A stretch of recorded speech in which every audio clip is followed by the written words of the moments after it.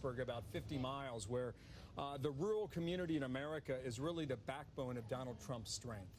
And even a week and a half ago, even Democrats were talking about this rally as getting great attendance, and certainly it was. Seemed to be a beautiful day with ocean blue skies above, and so many had gathered there to hear the president's message. I think the image we're watching, that low camera shot, the still camera frame, has already become somewhat iconic in American politics. You have a former president trying to do something we have only seen one other time in American history, and that is recapture a job he used to have. You have to go back to the 1890s to find another American in Grover Cleveland when he defeated Benjamin Harrison in the 1890s to win back his seat.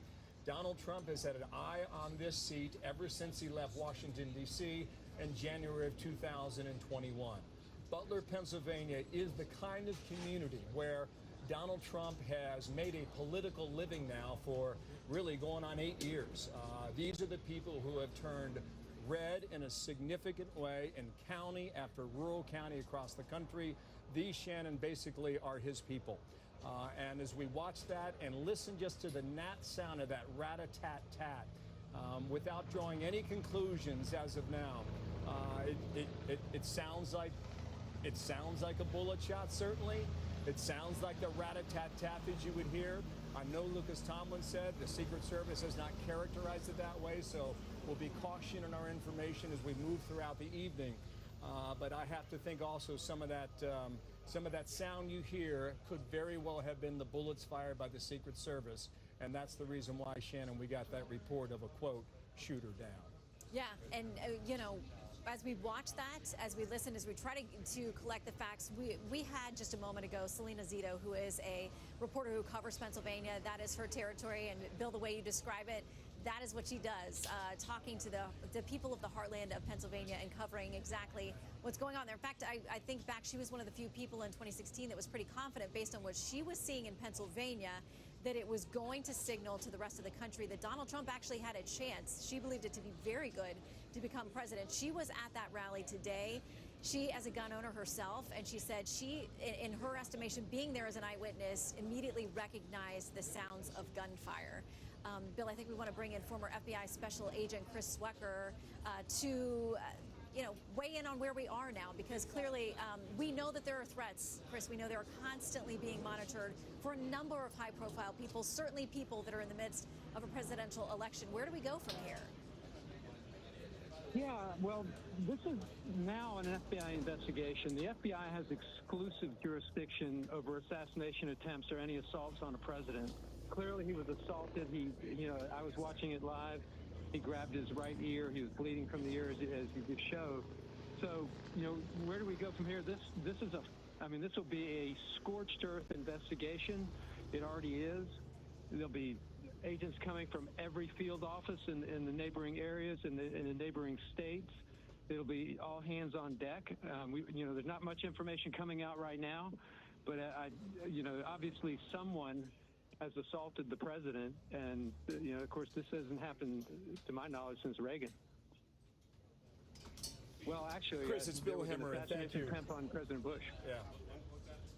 Yeah, thank you, sir, for joining our coverage here. We're going to try and be as patient as we can until we get more information from the authorities who are doing this investigation, and probably from the Trump team as well. And I would not be surprised if at some point, Chris, this evening, at some point, we will see some sort of video or statement from President Trump on camera. Would you be? I would not be surprised at all, and I think it would be fairly quickly, Bill. You could see him pumping his fist when they first got him up, and as he was getting into the car, much to the dismay of the Secret Service agents. And this is a moment.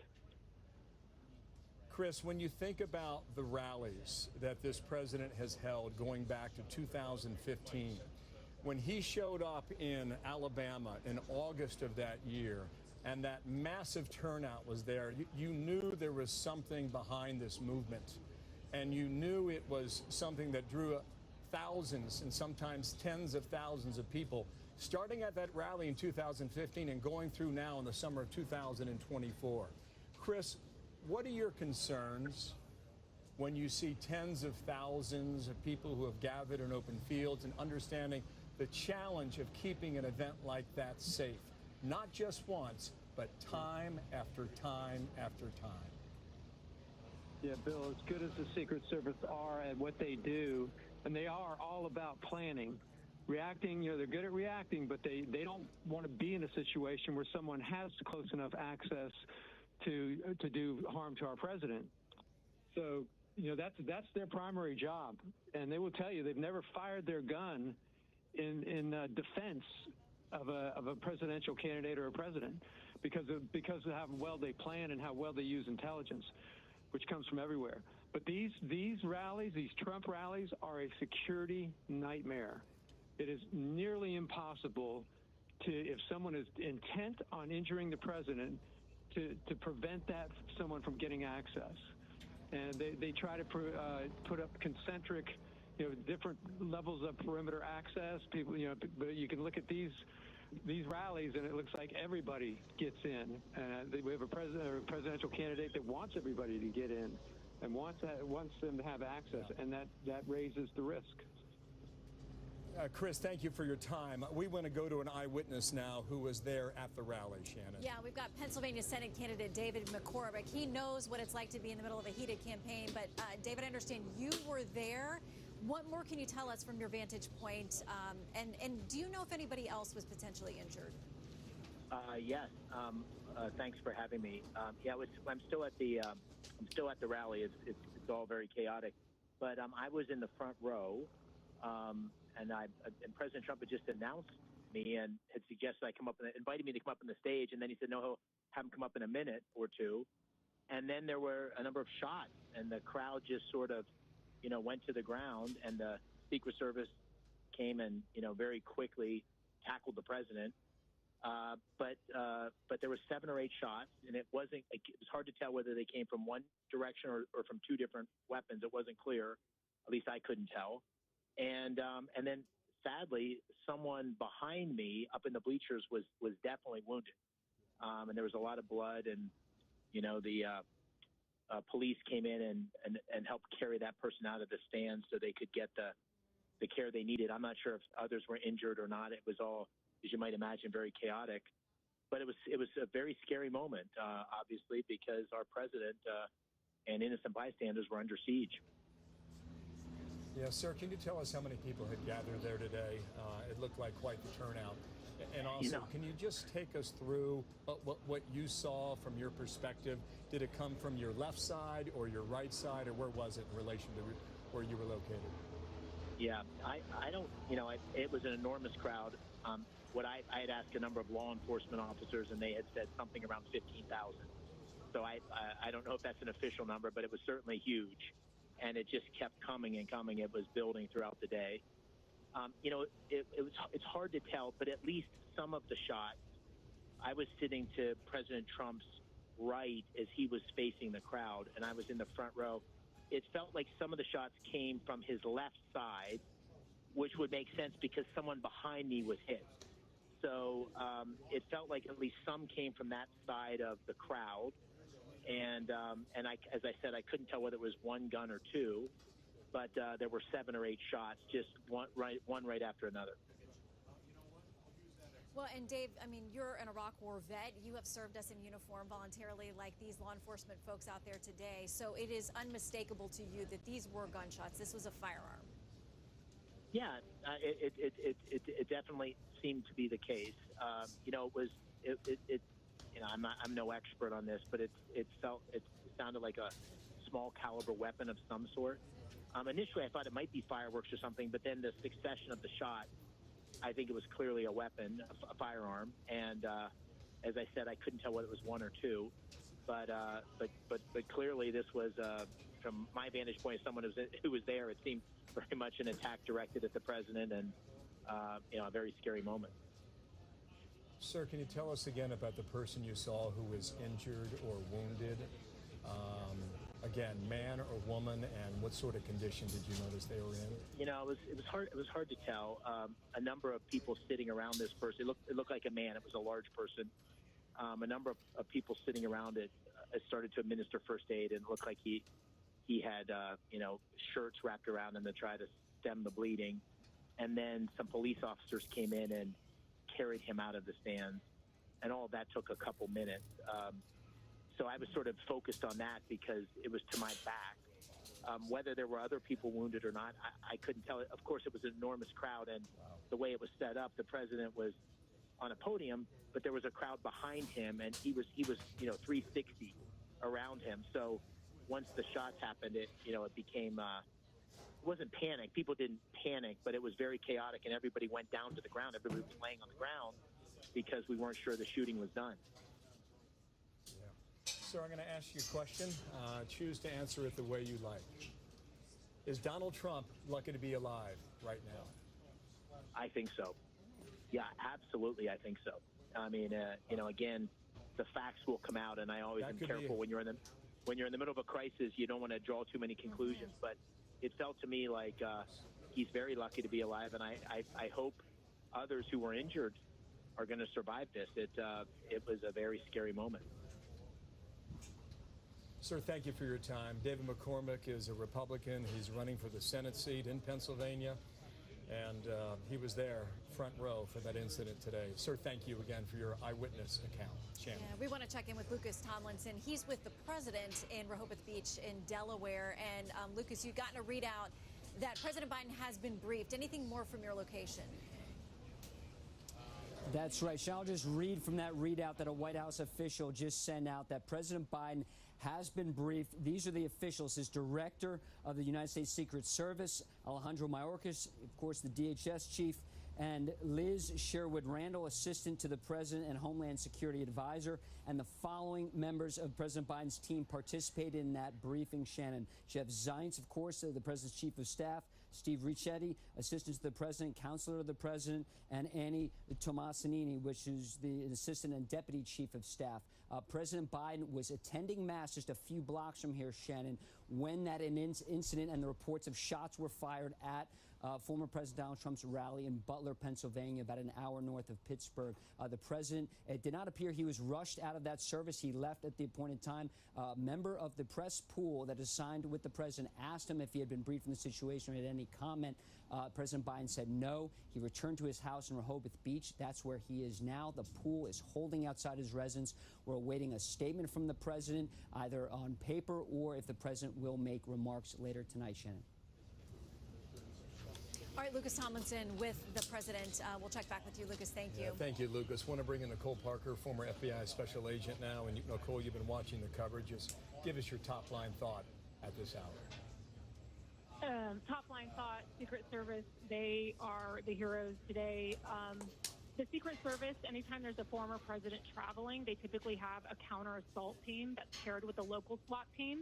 So the counter-assault team typically consists of about 4 to 6 special agents. They travel with the former president depending on threats. We all know that President Trump has many, many threats that are probably coming at him on a daily basis.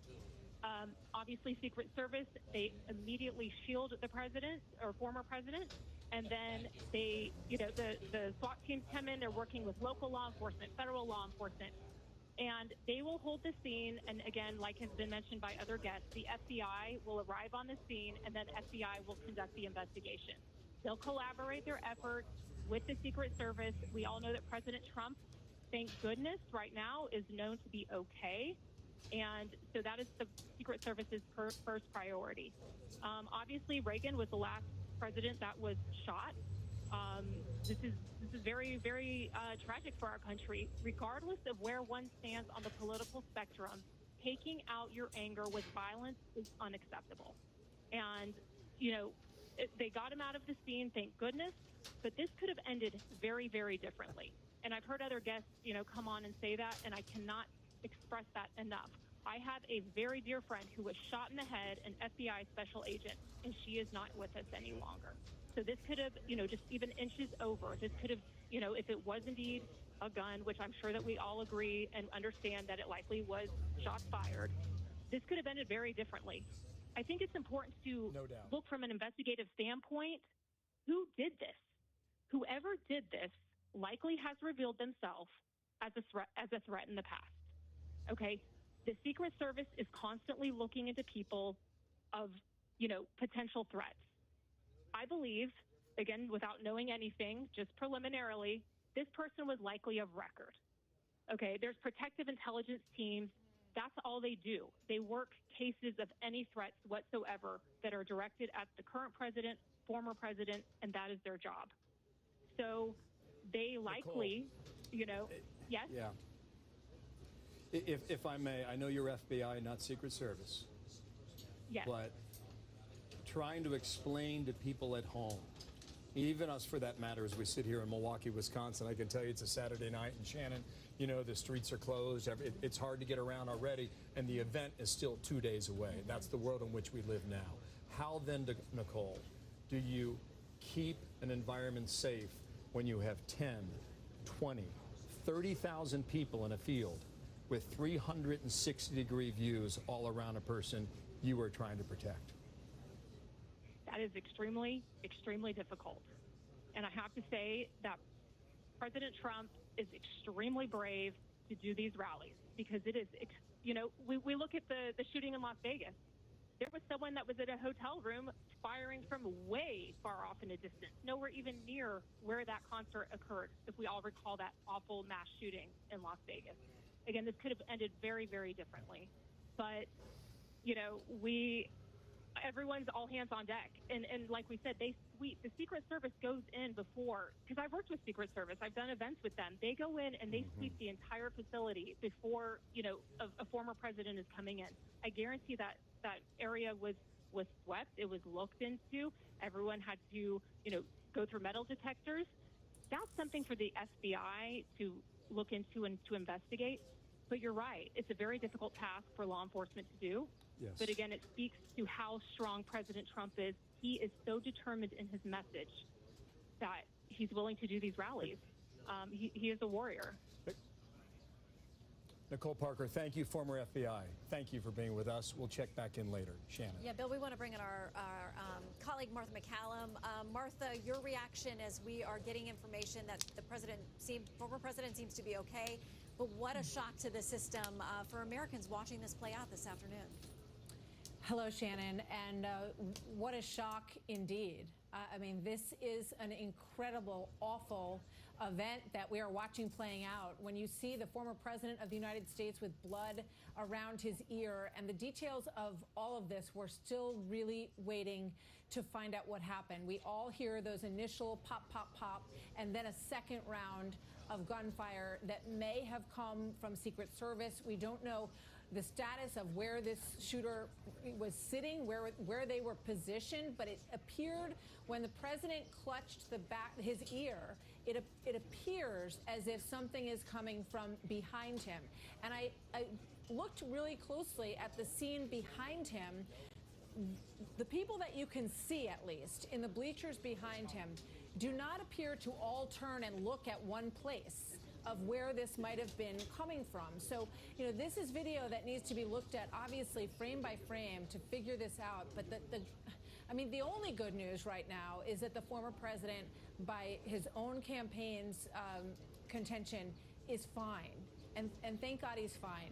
We have to hear more about these others who are wounded. Is one of these wounded the person who started this incident, as it's being called? And we have to figure out nail down exactly what happened here. But these images that are on the screen right now, blue sky behind the former president, blood on his face, his fist in the air, this is an incredibly resilient and tough guy. He wanted to get his shoes before he went back down the stairs. This is an incredible development in what has already been several weeks of tumultuous campaign season that we are watching unfold right now. These are very, very edgy and difficult and unsettling times in America, Shannon.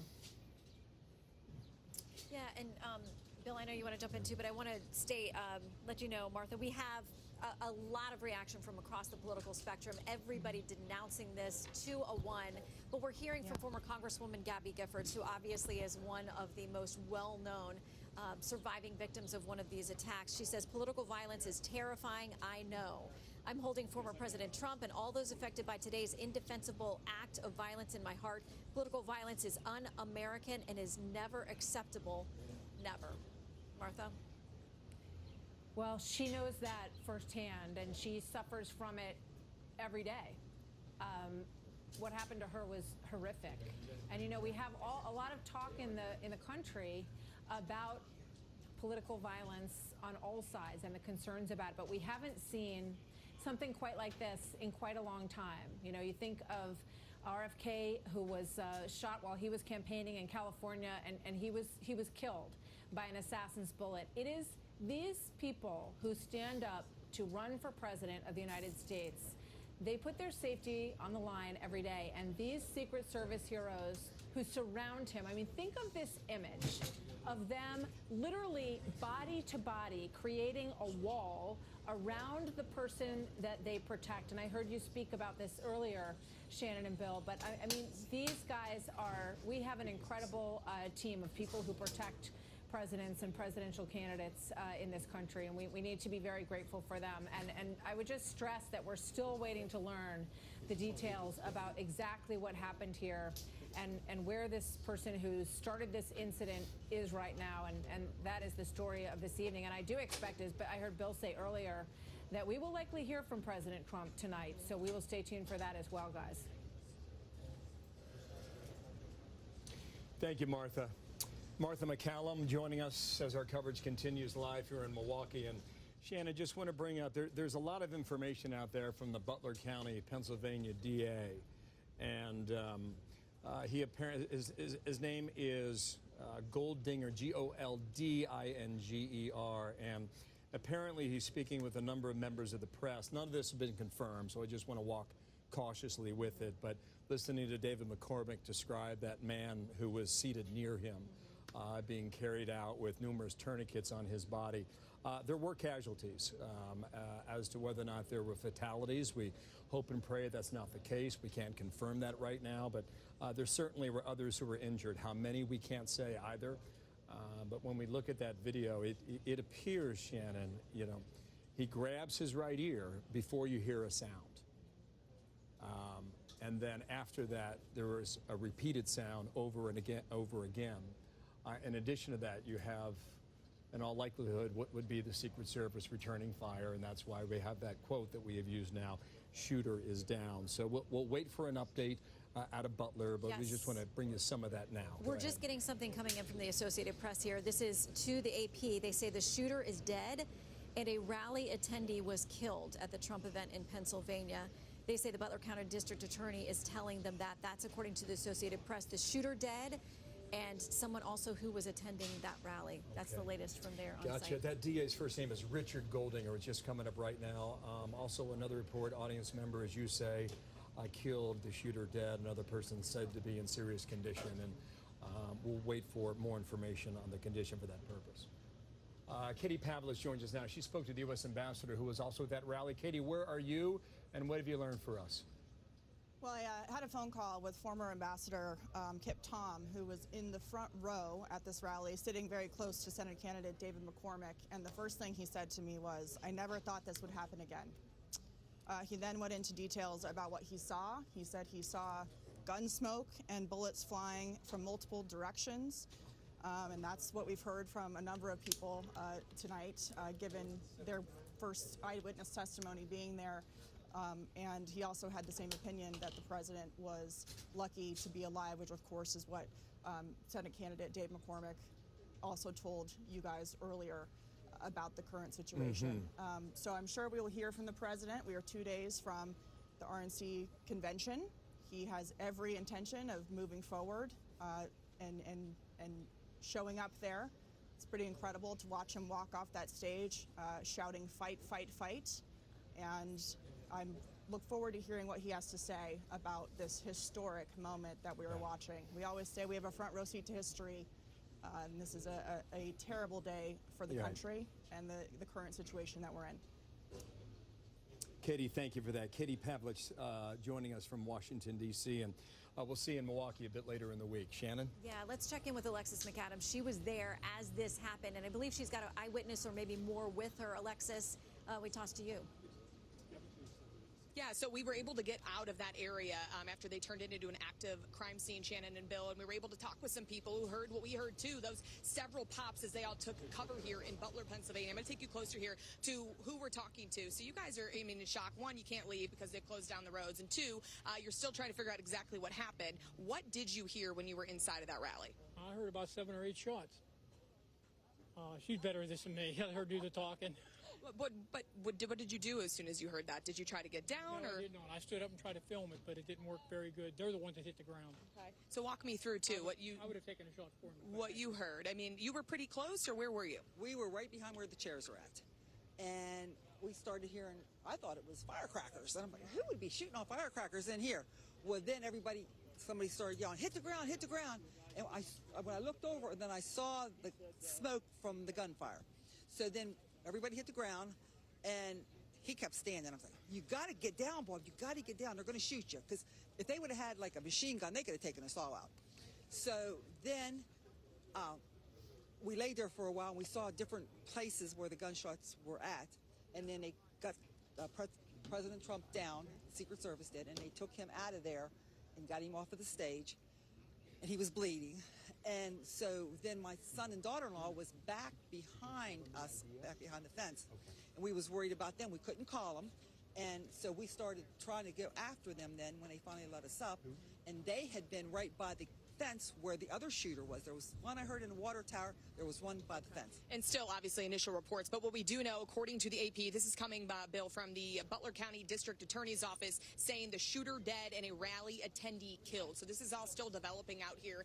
But to hear those numerous pops and then to have so many people in that crowd try to take cover there, people were, trying to get out of there as quickly as they could. To see the former president down on the ground, to come back up, to see some blood possibly on his ear, but then leave with a fist pump. People were pretty emotional. You think about all this, right? When you go into these events, as you both have before, you go through that Secret Service check, they go through your bags, they wand people down, but it's always a concern when you're going to a big rally like this, and people were excited to be out here. They were here for hours just trying to get a glimpse of the former president. That includes you as well. So just tell me a little bit about what you heard. Just heard pop, pop, pop. Right away you think, well, maybe firecrackers, and you're kind of stunned. And then fire, and then like return fire, and then get down. So we got down and we huddled and we just started praying. The lady in front of me that laid on top of me, she was crying. I said, it's gonna be okay, honey. We just prayed, and then after a little while we could see Trump get up, and he gave the, like, I'm okay. And so then we got up. Like, as a true leader, he was like leading us. You could hear him yell to the Secret Service members saying, let me get my shoes. I mean, he wanted to walk away. There he is leading us like it's okay. You know what I mean? I mean, that gives you goosebumps. Were you afraid for your safety? After when I heard the get down, then I realized, yeah, for sure it was for sure shots. But when we started to pray, I felt protected, and I just want to give God all the glory. God gets all the glory that Trump was protected and people were protected. I'm sorry about a fatality. I'm sorry. I pray God comforts those people. We've been praying the whole time since it happened for anybody involved. Did you see any blood on the former president when he got back up? I talked to ABC News, and they just said that there was. ABC News said there was someone in his ear, but they said that could have been from Secrets. That may not have been his blood, and it may have been from Secret Service getting him down. Okay, thank you for talking to us. I'm glad that you're okay. Thank you. So we're just going to walk you a little bit over here, just to kind of see what the scene is going on here. This is where everybody was lining up, okay, before they went in. We're talking like 8 hours in the hot sun out here in Butler County, where these people wanted to catch a glimpse of the president. They were out here buying hats and doing everything they could to kind of get ready for the day. He was up there only for a few minutes, the former president, before this shooting happened. We were in the media area, and when we heard those pops, you kind of look around, you try to get your bearings and figure out what's going on. Then you saw the Secret Service really swoop in there and get into action quickly. The former president down on the ground behind that podium. We were talking with some law enforcement out here as well when they were trying to figure out what was happening. They were trying to survey, Bill, where these possible shots were coming from. But one person we talked to who was out here on the ground with law enforcement said it sounded like there was a silencer, and that's why people were wondering really what it was, because you couldn't hear it. It was like muffled. And so that's why they moved in so quickly and tried to do everything that they could to make sure the president was okay. All right, Alexis McAdams on the scene. So just all stay with afternoon us and if you evening want. as we Do you learn want to a hear little from bit more anybody in else? this, Sure, Alexis, if you are ready to go, If you want to, I know you guys are in rolling coverage. coverage. We just might as well. We're trying to grab as many people as they're walking Yes, out. yes, But you were absolutely. inside, and just kind of tell me what you heard. He tells it better than I do. Okay, what happened? Well, we were basically standing. There was a Trump campaign people at the tent right there on the corner, and we kind of went all together towards where he was speaking, as close as you could get. And one of the kids was really tall, so my wife's like, "Hey, can you take this, and get me a picture of him real close?" And next thing you know, as soon as he pointed the camera, all hell broke loose. Walk me through how many shots or pops, rather, you heard and what you were thinking. I mean, were you afraid for your safety? You're here with your family? No, I just wanted everybody to be calm and don't panic, because they're not aiming for us. You know what I mean? So. Do you ever think? I mean, you came to this big rally. I think you think about my birthday, well, my wedding anniversary. Okay. And it just seems odd. Yeah, well, to know, though, that there's that many people waiting here, and then they did check everybody. I mean, did you think the service, the Secret Service, did a good job checking people? Was there anything that you got, did you bring in bags or anything? I think it was as good as you could expect. I mean, I was expecting a lot of people here, and that's what we got today, so. What would you say to the former president if you could talk to him? We love you, and we'll back you. We're backing you. Were you worried that he was badly injured when you saw him Yes, hit the ground? At first, I didn't see him hit the ground. I just was mainly trying to get people not to panic and overrun each other. I mean, in a situation like that, everybody just wanted to scatter. Did you get out pretty quickly? I mean, there were a lot of people that were pushed into that. Yeah, I wasn't worried about getting out quickly. I just wanted to, the people around me to be safe. I mean, that's all you can hope for. And knowing how much is going on in the world, and when it comes to politics, I mean, it's like you can't even, people get mad at their neighbors, they get mad, they lose friends over politics. Did you ever worry about kind of coming to these rallies and being unsafe? This is my first rally, so, I mean, what an experience before everything happened. But, I mean, people are going to do what people do, man. Yeah. Okay, well, that's what we're hearing out here. Thanks for talking to us. We'll send it back to you. Alexis, thank you very much. Really great stuff, Alexis. Thank you. We'll get back to you in a moment here. There was a lot of reaction coming in, Shannon. We just want to rifle through a little bit of what we're picking out. Robert Kennedy Jr., who's running his own campaign for the White House in the summer of 2024, sent out this on X a moment ago. Remember, this is a young man at the time when his own father was shot and killed in Los Angeles in 1968. He said, "Now is the time for every American who loves our country to step back from the division, renounce all violence, and unite in prayer for President Trump and his family." In addition, former President George Bush, 43, he said, "We're grateful that President Trump is safe following the cowardly attack on his life." Here's another one from Team Trump, and Stephen Chung, who is in all likelihood traveling with the president, was with him there today in Butler, Pennsylvania. Quote, he says on X, "President Trump thanks law enforcement and first responders for their quick action during this heinous act. He is fine and is being checked out at a local medical facility. More details will follow." We'll try and get more reaction as we move through the evening here. There is, Shannon, as we go, there's a lot of information flying out there, and a lot of it's on social media, and we're trying to parse what we think we can report now and what we can't. There is a video out there that shows an individual lying on a rooftop and not moving. The suggestion is that could have been the gunman. We have no confirmation of that. But if that was from a certain distance away, a person with a firearm, with a long-range rifle, would have been able to reach that stage fairly easily from that location. So we'll wait for more information from authorities, and we'll be patient as we go. Yeah, Shannon. We will. And we do know from local authorities there on the ground are telling the Associated Press that the shooter is down, that another attendee was killed. There are others, at least one other, we believe, in critical condition. We're also hearing from the former Speaker of the House, Nancy Pelosi, who has walked through this political violence with her own family, her own husband attacked in their home out in California. She says, as one whose family has been the victim of political violence, I know firsthand that political violence of any kind has no place in our society. I thank God that former President Trump is safe As we learn more details about this horrifying incident, let us all pray. And it goes on from there for those who are protectors, for those who are still first responders who are now in the middle of this investigation. But again, across the political spectrum, we're hearing with a uniform voice Bill denouncing what has happened today. And as we learn a little bit more about it, we do know the former president is doing just fine. Okay, we're going to hear from a lot of people as we go throughout the evening. We're just at the very beginning of what will be a significant American story.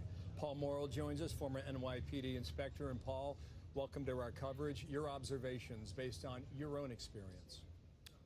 Well, first of all, if the reporting is accurate and we do have a victim that has succumbed to his or her wounds, that's just so tragic here. It looked for a while there that the only casualty would be that apparently minor wound to Donald Trump.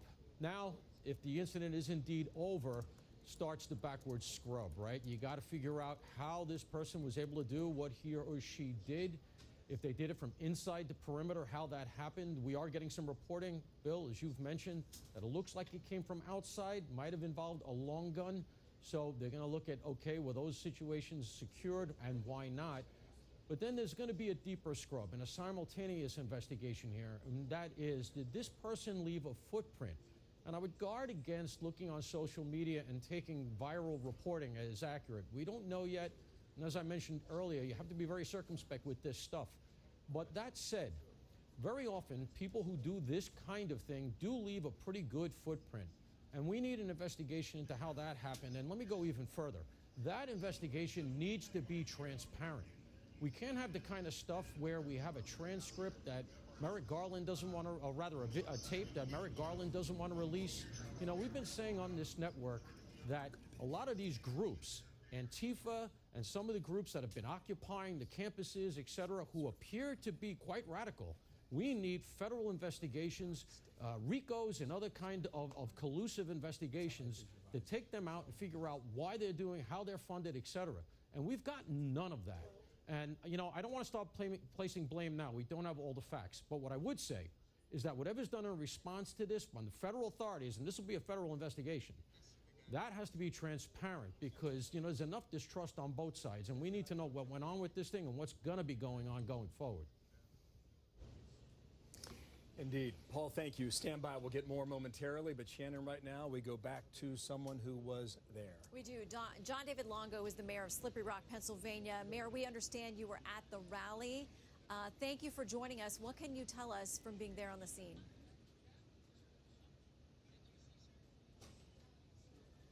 Mayor, are you there? Wow, that's a shame. Okay, so we'll get back to him. We had his shot and we lost it, and we'll do our best to try and make a connection with him yet again. Paul, one of the things that we were talking about earlier was how you are able to corral 10, 20, 30,000 people into an area and keep it safe. Paul, hold that thought. The mayor is back now. John David Longo, if you can hear us, you were there. Please relay your experience as you saw it.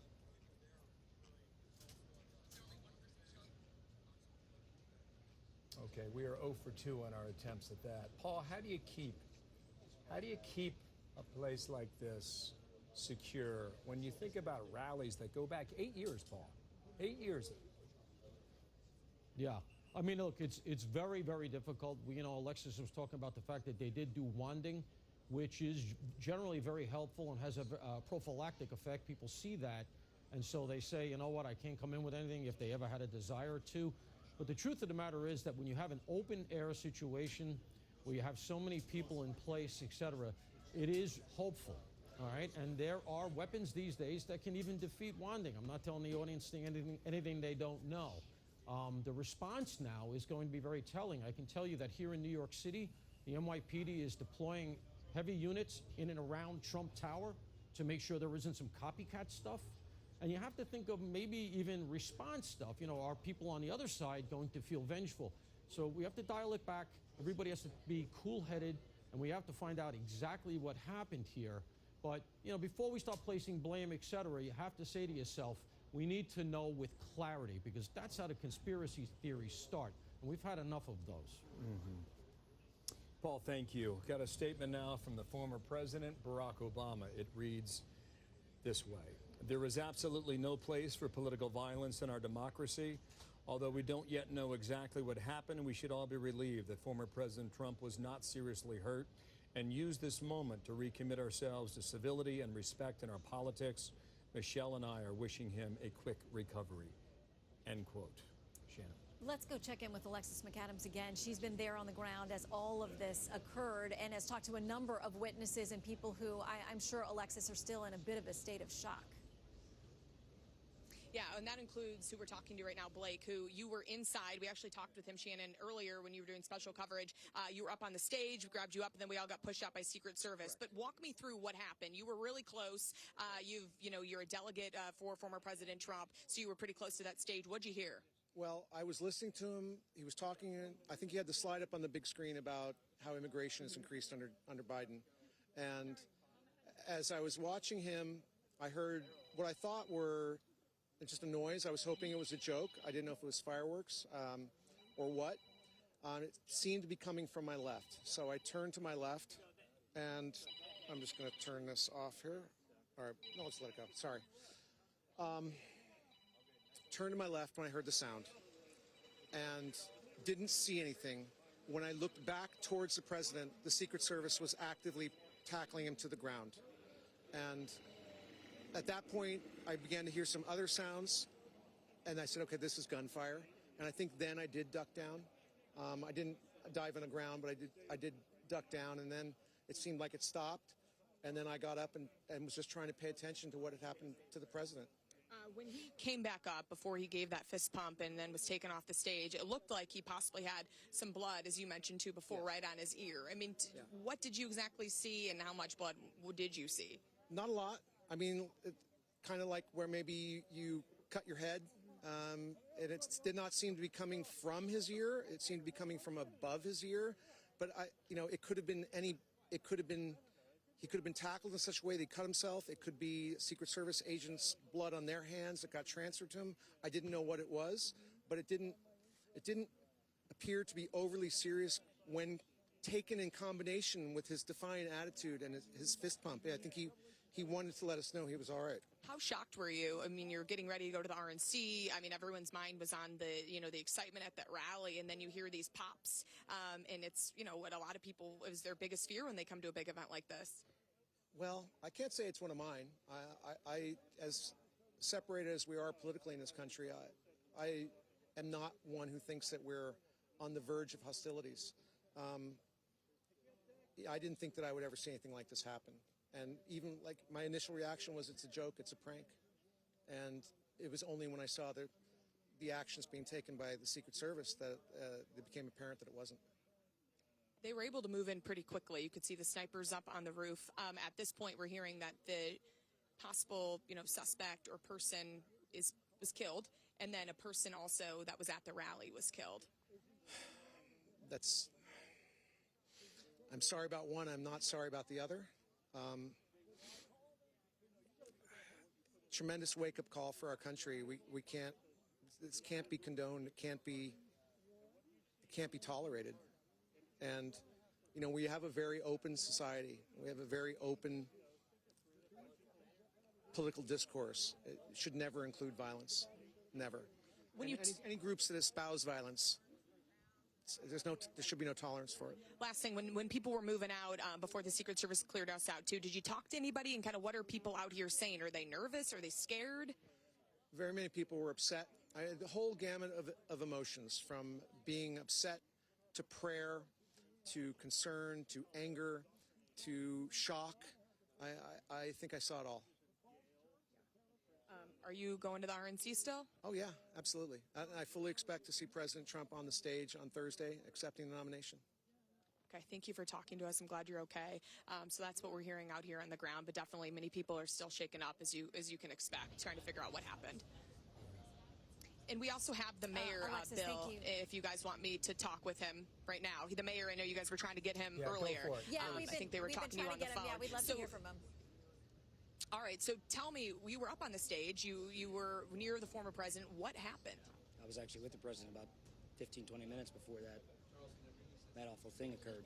And my wife and I and my family were seated front row, just left of stage. And obviously a complete 180. You know, we all came in here with smiles and hope for the future, and what's happened today, I'm speechless over. All I can think of right now is that this is representative of the vitriol and the hate that a lot of people in the United States seem to have for people with conservative ideals and principles behind them. And I'm just sorry that it's come to that, and I'm sorry that it's come to that here in Butler County. Where were you standing when the former president ended up hitting the ground there, right behind that podium? Was Donald's there? I was standing right on the barrier to the left of the stage, front row. And you know, at first I heard that first crack. I started to look around. I thought it couldn't possibly have been around. You know, I thought for sure it might have been a firecracker. But I looked at my wife, who's a state police officer. I pushed her down to the ground. On the second one, it sounded to me like it might have been a 22 round or something similar to it. I asked her if she thought it sounded like a 22. She said yes. We just yelled for everybody to get down on the ground and to stay down to allow the Secret Service and law enforcement to do what it is they had to do. We weren't really quite sure what was happening. And unfortunately, just a few feet behind me, there was an unfortunate individual who lost his life to this maniac. Did you see the person who was shot? I did. I did see some of that. Of course, I didn't see the shot itself. But I did so you turn around, so you push your wife down, you look around for your family, you take cover yourself, you see the president get back up, give that fist pump, you turn around and you see somebody in the crowd had been shot. They were shot, and they were on the bleachers, and it was just a really sad thing to witness. And unfortunately, I understand that individual lost their life. Was it a man? Was it a woman? What did you see? From what I saw, was that there was a gentleman there who was shot, and very sad just to witness that. I can't think or imagine what his friends and family must be feeling right now, thinking he was coming here to come and enjoy a day with fellow Republicans, and would end up losing his life. And you know, my thoughts and my prayers go out to his family. You know all the local officials. I mean, this was federal, state, local. We're all out here responding to this, and they responded quick. Have you heard from any of your partners in the law enforcement area here in Butler County, and what are they saying? I've heard from a couple individuals, but I just want to say, you know, unfortunately this time I don't want to comment on anything I might have heard, because I don't want anything to be shared that might make it more difficult for law enforcement professionals to get to the bottom of it, and I certainly don't want to make their job any harder. So, you know, at this time I'm going to say that I know everything that you know, ma'am, and we'll keep it at that. And then, but you are hearing that it was definitely gunshots that were fired. That's what I'm hearing, and from my own experience, and you know, I did spend some time in the Marine Corps. My wife is a police officer. My father-in-law is a retired police officer. My brother-in-law is a police officer.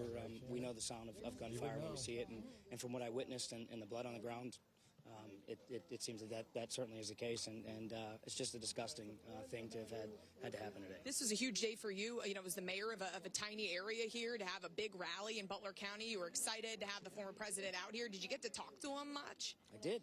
I got to spend a few minutes with him, and you know, I was elated just to have been able to talk with him, my wife and I, again, just 15-20 minutes before the shots were fired, and we had a pleasant conversation, and he was kind enough to even say that I watched you and you did a good job, and I thought, wow, how great that was, that feeling. And then of course the feeling now is indescribable, as I'm feeling something completely opposite from what it was that we felt in that tent with him, and the smile that was on his face turned to chaos and despair. It certainly did.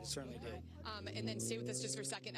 Bill, Shannon, I don't know if you have any specific questions you want us to ask the mayor, since you guys were trying to call him too. Yeah, the only thing, Alexis, that we're trying to clarify, if he can, did he see that on stage or in another area of that rally? Did you see the shooting happen when you saw the shooting happen, and you saw the person who was shot? Well, how close were they to the stage? And do you think that these shots were fired inside of the rally or outside of the rally? I was trying to figure that out myself, ma'am. What I can tell you is that I was seated in the front row, stage left, so to the right of the president, as near to the stage as you could be. The individual who was shot was in the bleachers about 15, 20 feet behind me. So, you know, again, I was scanning the crowd and trying to figure out if shots were coming from within or without. I'm inclined to believe that it was from outside, but you know, I don't want you to hold me to that, of course, because there was just so much going on right there. Still developing. That area where the motorcade pulled up behind, and you were in that area when you were greeting the former president, but it looked like there was some space, right? It's like a neighborhood surrounding this. So we saw what it looked like inside the rally. We saw the stage, we saw the bleachers, we saw the thousands of people. But talk to me about kind of what's outside, since you know the area. I mean, is it a neighborhood, and could people have driven up pretty close? You know, there are single-family homes in this area, so yeah, absolutely. And then, of course, there are major arteries for traffic that come through here. You know, it's not ridiculous to think that somebody who is a good shot could set up outside of this venue and with the right conditions be able to reach out and touch somebody in a bad way. So, you know, whoever this individual was or individuals were, I'm not really quite sure because I haven't heard anything as far as what exactly had happened, but all I know is yes, I mean, it's certainly possible, but I just never would have thought that it would be possible here in our home. Butler County is very much so Trump country. We adore the president. He was very good to us during his tenure in office, and I never would have imagined that him coming here to Butler County would have meant that he would have had to experience this. And you know, I'm glad that the president's safe. I heard that he's doing okay now. But again, I just want to go back to that individual who lost their life today. That individual came here looking for hope and inspiration in this upcoming cycle, and unfortunately isn't going to be with us. So I just hope the world sees what happened here today and is inspired to action. And when I say into action, I mean to prayer, to vote, of course, to bring God back into our society here, because this is the act of a godless society that we saw today. Thank you for talking to us, Mayor. I'm glad that you're okay. Glad your family's okay. Unfortunately, as you just heard, you know, one person who was at that rally confirmed dead, according to local officials. We're still trying to figure out exactly what all played out here. All right, Alexis, thank you so much for all that on-the-ground coverage and with the witnesses there. Bill, and you and I, as I remember years ago, were doing the morning show the morning that Congressman Steve Scalise was shot. And that horrific situation and what happened there on that ball field as they were practicing. He's got a post now on X saying, praying for President Donald Trump. There is never any place for political violence, and he would know it better than anyone would. And thank God he's had a full recovery. It seems like President Trump is in a much different situation, by all accounts doing fine, defiantly raising his fist and wanting to let that crowd know he was just fine as he was leaving, as we continue to get reaction pouring in, Bill. So before that Butler, Pennsylvania rally was underway, the president left his home in Mar-a-Lago, Florida. Our own Harris Faulkner was with him, and Harris sent this message to us and a couple pictures that I'm in West Palm. Spent the day at Mar-a-Lago with President Trump. Was with him minutes before he left for PA. He was so excited to see the voters in Butler, PA. He joked and told me our extended interview, quote, will be a ratings grabber. Please play it for the people, Harris, end quote. Harris concludes by saying, pray for our nation's 45th president of the United States. More reaction to Gabby Giffords was a Democratic congresswoman from Arizona. She went home for a Saturday morning appearance in Tucson, Arizona, when she was shot in the face. And Gabby Giffords survived. She was always one of these members of Congress who was always willing to talk about the issues and come on the air and debate them. And she always did it with a smile. And then later with the now Senator Mark Kelly from Arizona, her statement is this: political violence is terrifying. I know. I'm holding former President Trump and all those affected by today's indefensible act of violence in my heart. Political violence is un-American and is never acceptable. Never. Shannon. So we're told now, of course, this is a federal investigation, that the U.S. Secret Service is handling this, and all of our questions about what happened there today go to them. I believe Congressman Byron Donalds, a Republican out of Florida, is with us. Congressman, your thoughts at this moment we have reached in our political climate, so inflamed, and what appears to be an attempt to take out a former president? My first thoughts are, you know, relieved and grateful that President Trump is okay. My second thoughts are that this violence in our politics has got to end. I mean, you know, I know that we talk about these issues in inflamed tones, but there's no excuse for violence, trying to assassinate a president, former president, elected official. There's no place for that whatsoever. And I know the Secret Service is going to do everything they can to continue to protect President Trump. I think my third thought is Americans need to get out and vote. There's only one way to really deal with this, and that's to get out, get yourself to the polls. Don't worry about news reports or anything like that. Get to the polls, and it's in the hands of the American people to have the country that they want going forward. And that's a country where we embrace tolerance. We're not just have one thought, one mind, one way of looking at our issues or one way of looking at the world. That you get out and vote, you make your voices heard. and that we are tolerant of all voices, even when we don't agree with them. Sir, well stated. Thank you, Byron Donalds, a Republican congressman from Florida. If we have our colleague Martha McCallum, I would like to try and bring her back in. Hi, Bill. Martha, we've been waiting to hear from President Biden. What do you have on that front now? So President Biden has just put out a statement saying that he is praying for the family, that he is praying for President Trump, and that political violence is never acceptable. He's going to make a statement. We're just hearing about this just a few seconds ago. He will deliver a statement to the nation after the apparent assassination attempt on former President Trump. So it took a while. He said he was being briefed by Secret Service on getting as much information as he can on this situation, but now we are told that he will deliver. This is AP reporting remarks to the nation after the apparent assassination attempt on former President Trump. And the more we are seeing, Bill, about and hearing reports about, and we don't have this confirmed, although there are images, as you mentioned earlier, about a man who was on a roof. There's a bystander who speaks to someone at the BBC in great detail about what he saw and that they alerted police, according to him. So we have to obviously be very careful with all of this, but there is at least one person who has lost their life, and the former president of the United States is extraordinarily lucky to have survived what is looking like an attempt on his life. And, you know, it is just an extraordinary series of events that we're seeing unfold here, but it is absolutely shocking. But, you know, we were talking before about the people in the stands. And if this came from further away, if it came from a building top back there, it explains why everyone continued to look forward. And we think that someone on the upper left-hand side of those stands went down and was shot, according to these, you know, details that we all have to confirm. But that's why you didn't see people, you know, sort of darting in any direction to tackle anyone, if indeed the person who did this was over on that roof. So a lot of information out there, as you said, Bill. We want to be very cautious about this, but it is becoming increasingly likely that the president was just extraordinarily lucky to be alive, and we hear that he is fine, and we're waiting for more from him. But President Biden will be speaking from Delaware, we're told, fairly shortly. Thank you, Martha, for that. We'll wait for that. Lucas Tomlinson's in Rehoboth Beach, Delaware. Tells us Biden will speak soon behind me at the police station, so we will await that.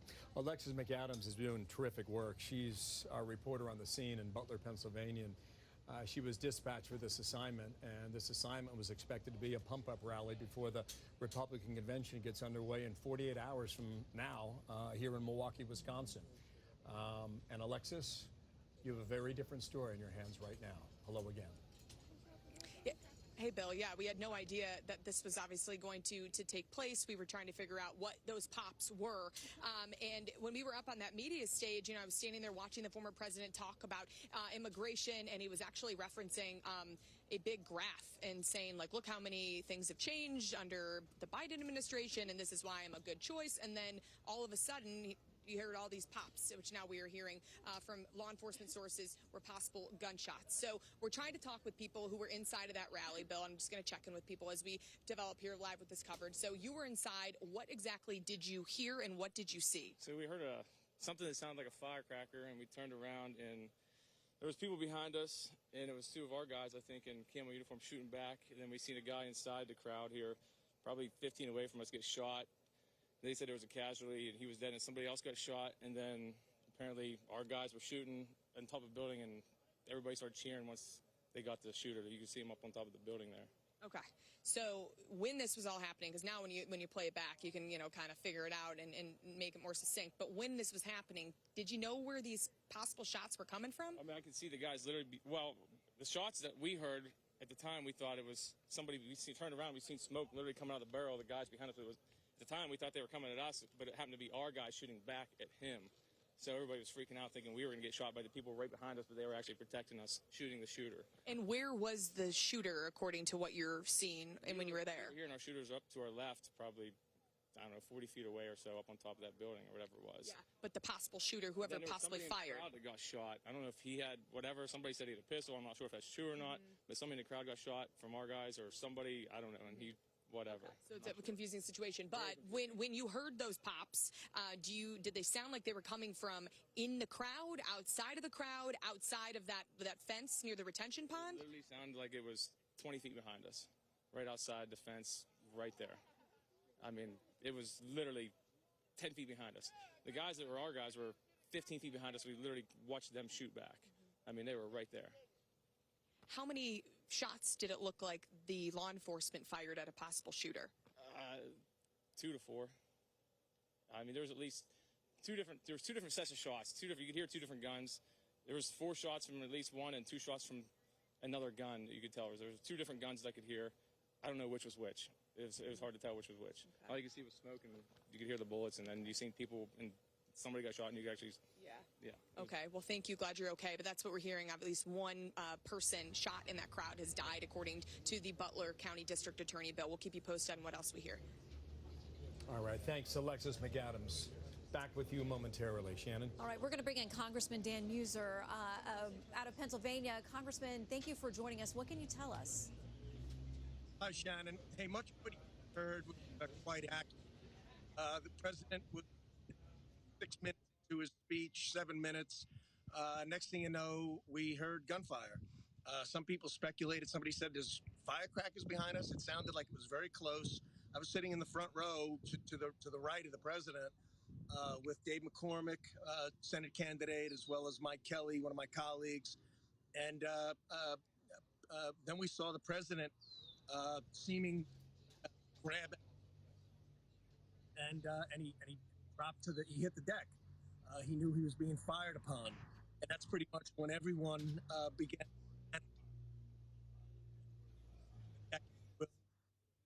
And then Secret Service did its job. Secret Service was up there fast, and they got on top of the.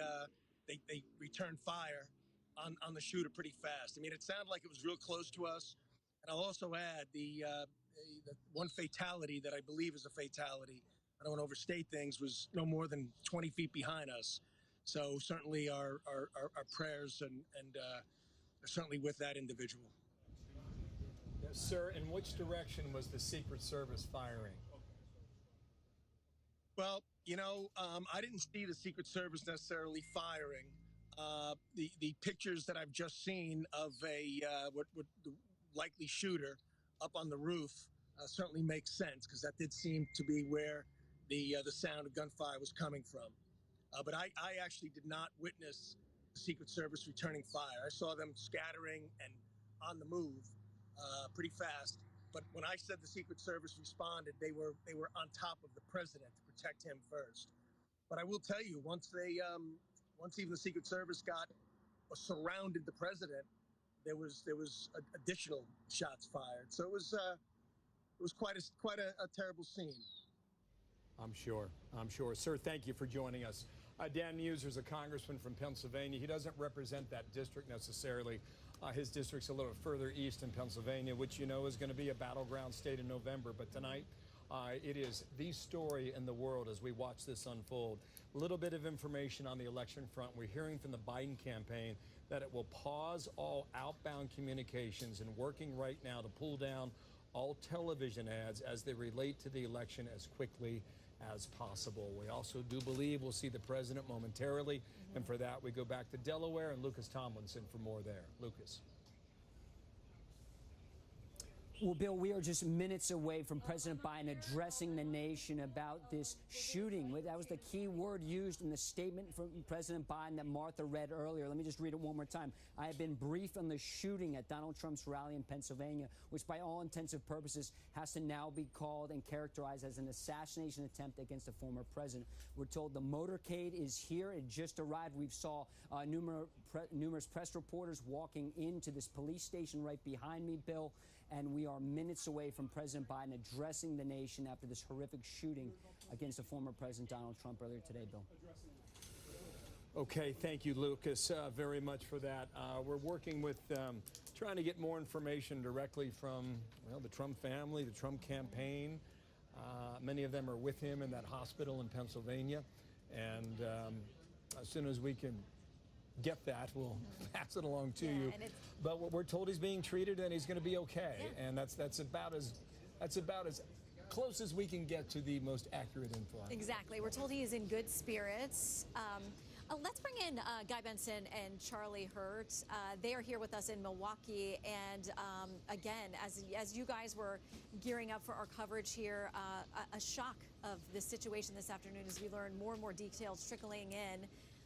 Your thoughts on where we are in the political discourse right now? Guy?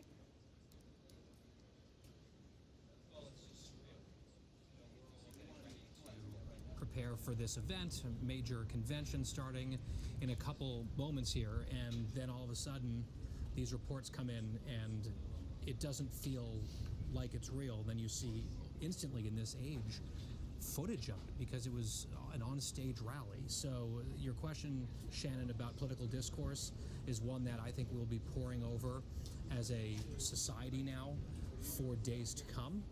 I think it's an important one.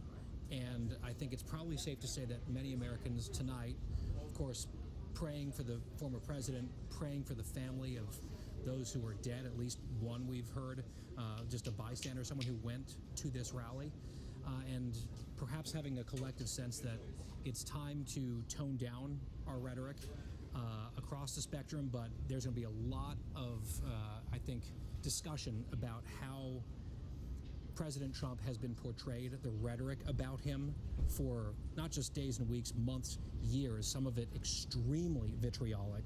And at some point, once we have all the information, which we don't have yet, I'm sure that is a very difficult and fraught conversation that is going to happen perhaps at high decibels for quite some time. Okay, well, we are given a 2-minute warning from Joe Biden. So I may have to interrupt you, Charlie. I'm going to get a little more information. Jackie Heinrich is saying that per law enforcement source, shooter was killed by Secret Service counter-sniper team. If you have a sniper team that's responding, that is some distance away. Charlie, go ahead, but I may have to interrupt you. Yeah, I couldn't agree more with everything Guy just said. Thank God the president appears to be well. I've heard from people in the campaign that he is in good spirits and that he is, visiting with doctors as a precaution at this point. I hope, and it's of course an unspeakable tragedy to think of a citizen going to participate in a public. Well, I plan on talking to them shortly, I hope, when I get back to the telephone. Look, there's no place in America for this kind of violence. It's sick. It's sick. It's one of the reasons why we have to unite this country. We cannot allow for this to be happening. We cannot be like this. We cannot condone this. And so, and I want to thank the Secret Service and all the agencies, including the state agencies, that have been engaged in making sure that people who, and we have more detail to come relative to other people maybe injured in the audience. I don't have all that detail. We'll make that available to you. I may be able to come back a little later tonight, but we'll put out a statement if I'm not able to if it's not convenient for you all. But the bottom line is that the Trump rally was a rally that he should have been able to be conducted peacefully without any problem. But the idea that there's political violence or violence in America like this is just unheard of. It's just not appropriate. Everybody must condemn it. Everybody. I'll keep you informed, and if I'm able to speak to Donald, I'll let you know that as well. So far, it appears he's doing well, number one. Number two, that there's thoroughly investigating what happened to anyone else in the audience. We have some reports, but not final reports. And every agency in the federal government, I'm going back to my phone to speak with the federal agencies that are being put together again to give me an updated briefing. Has anything happened? They learned any more in the last couple hours. So thank you very much, and I hope I get to speak to him tonight, and I'll get back to you if I do. Okay? Mr. President, do you think this was an assassination attempt? I don't know enough to. I have an opinion, but I don't have any facts. So I want to make sure we have all the facts before I make any more comments. Thank you. Are you worried, President, safety? Was the security failing, Mr. President? So it was brief. The comments from Rehoboth Beach, Delaware. You heard the question about whether or not he thought it was an assassination attempt. By all accounts, and the witnesses that we have heard from in that field in Butler, Pennsylvania over the past 2 hours, someone, maybe more than one person, had the intent to show up at that rally today and take President Trump and his life off of this earth. That did not happen, and the reason might be in the following video that you're about to see will begin seconds before you can see the president grab his right ear, and then after that there's a series of pop, pop, pop. We're going to take you back to that moment, Butler, Pennsylvania, 50 miles due north of Pittsburgh. Watch. Take a look at what happened.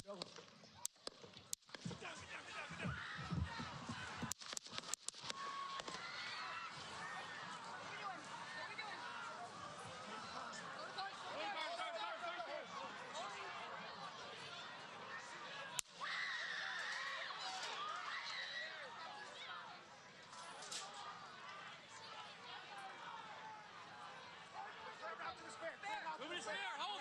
When you're ready. On you. Ready. Move. Up. Move. Go. Up. Hawkeye's here. Hawkeye's here. Move it to the spare.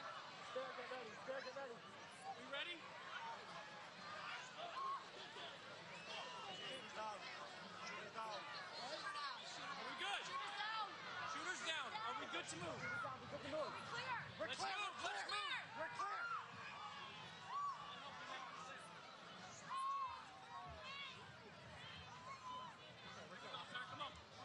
Let me get my shoes. Got you, sir. I got you, sir. Let me get my shoes, sir. Hold on, your head is bloody. So we got to move to the bus. Let me get my shoes. Okay, my shoes down. Get the shoe. Watch out.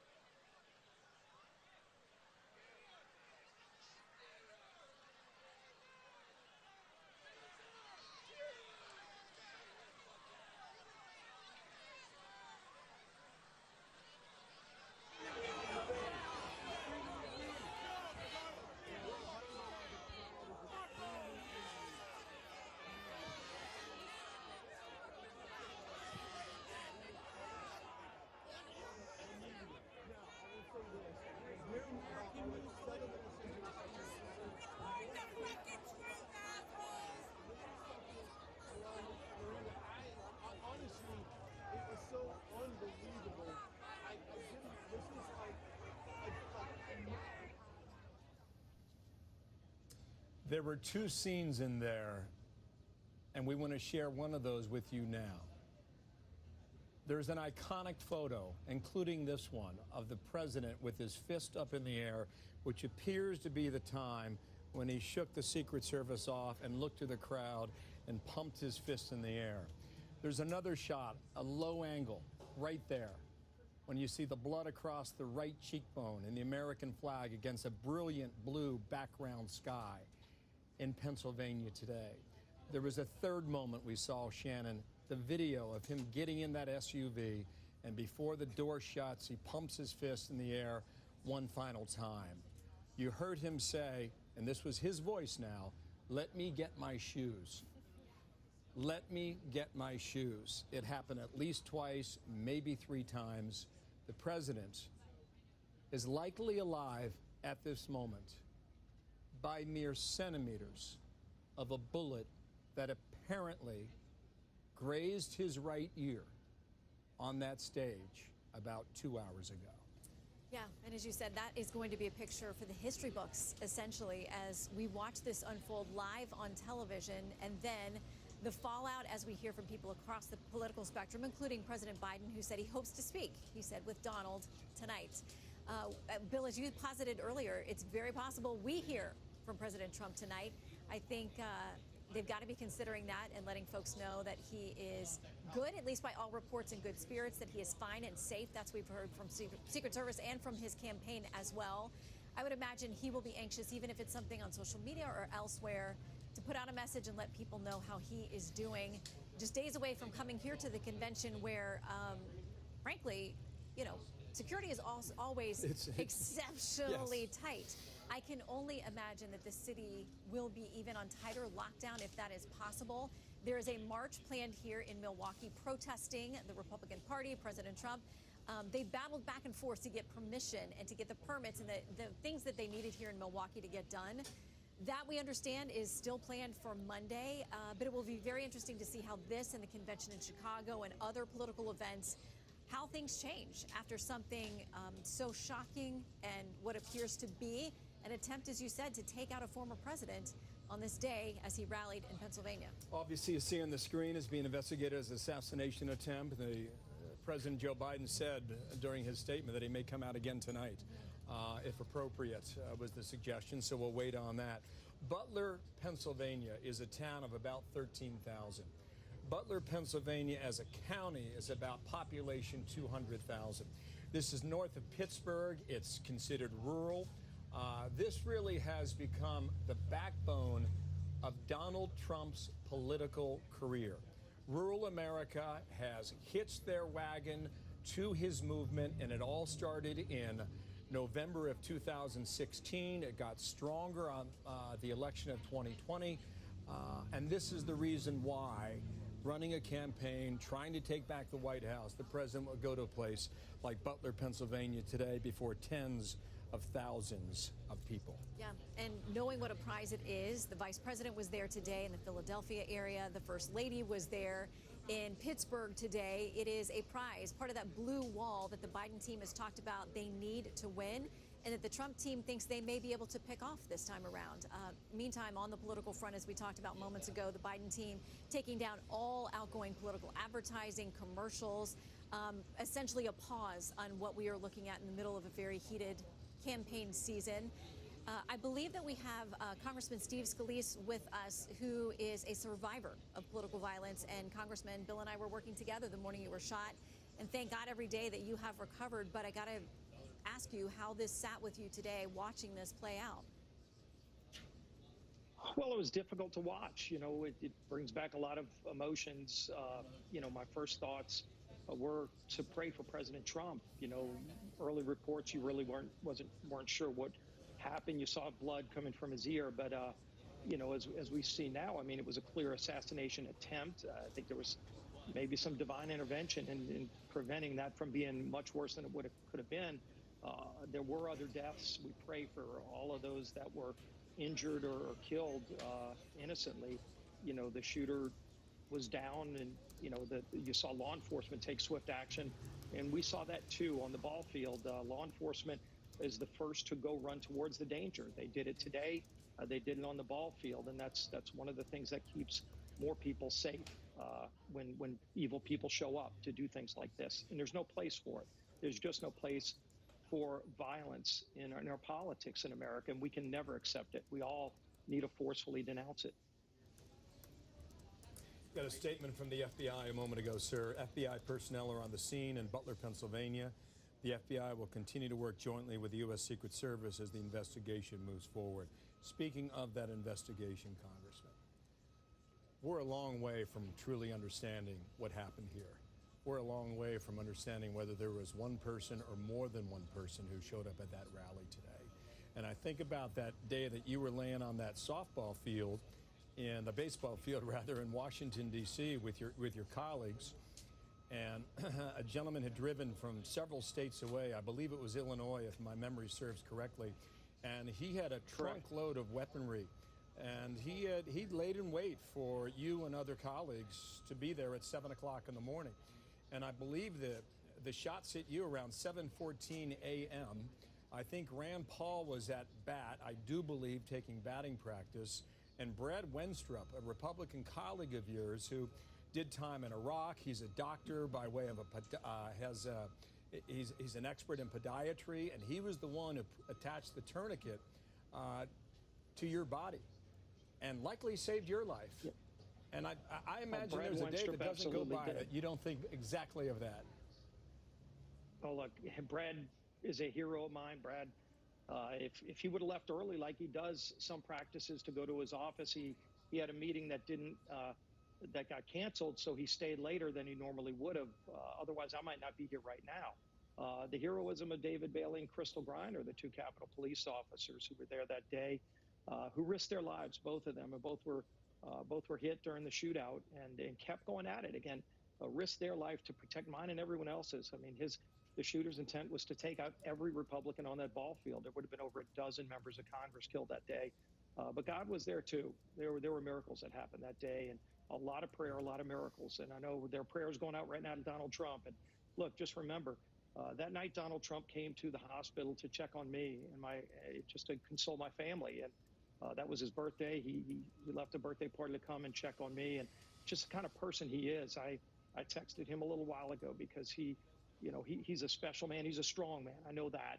But he's a caring person. He cares about people. He cares about this country. And, I know there are a lot of prayers going out to him right now, as well as to the families of those who were also injured and killed. Just one more question to you, sir. And thank you for being with us here. The baseball game was played among Democrats and Republicans. And as I recall, that was a moment of bipartisanship that Americans rarely see. And it's far too early to know the impact of a moment like this, but many have called to lower the temperature already. What's your sense about where that goes during an election season?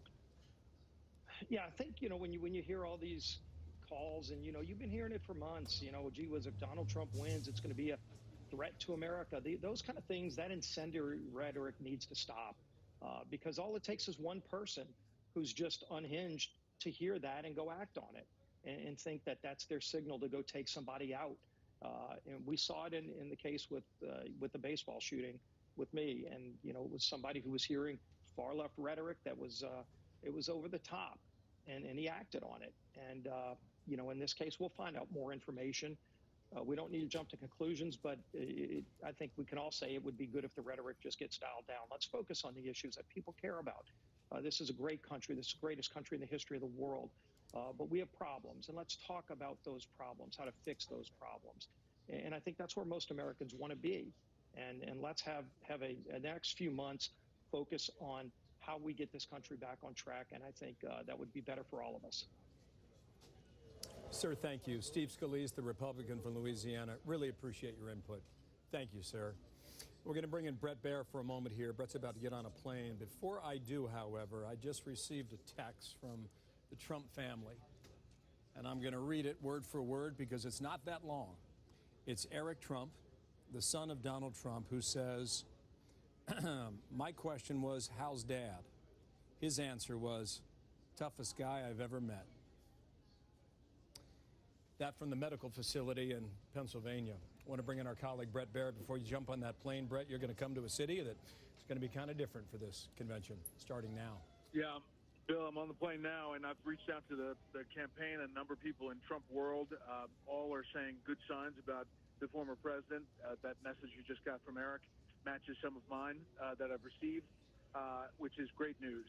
It is an indelible image now, that picture of him with his fist in the air with the bloody ear and face. I want to just talk for 1 second about some of the other reporting, and we're trying to dig this out. But Pennsylvania State Police, through a number of news organizations, has sources saying that one of the shots may have hit the teleprompter and that a glass shard may have hit the former president's ear. We don't know that to be a fact yet, but that is what Pennsylvania State Police have been telling some reporters there on the ground. The other thing is, obviously, Martha mentioned this earlier, the shooter, it looked like this person was on top of this building. There were eyewitnesses that said that they thought that that's where the shots were coming from and that person was dead on the building. We're trying to figure all of that out with the video that surfaced online. But what's important for people to realize is that in these moments, sometimes online goes way faster than where authorities are or what is true. So we have to try to find out real facts from real folks, and that's what we're doing right now. Travel well, okay? We'll see you real soon. Brett Baer with us as he gets, yeah, you bet, on his way to Milwaukee, Wisconsin. Shannon. Yeah, okay. Do we want to start from the beginning to play this video for folks who have not seen it from the start? I believe we're going to get that racked up for you so you can watch the moments as we were all sitting here watching this live. We're going to give it to you as it went down. You can see as President Trump touches his ear, and it all goes from there. Let's watch. Take a look at what happened.